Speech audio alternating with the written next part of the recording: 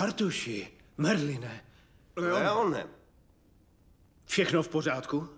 No ano, zcela. Merli, nepověz, co děláme. Učím Artuše poezii. Poezii? Já zbožňuju poezii. Taky jsem z toho byl na větvi, nemůže se jí ani nabažit. Pak to vás nebudu rušit, můj pane.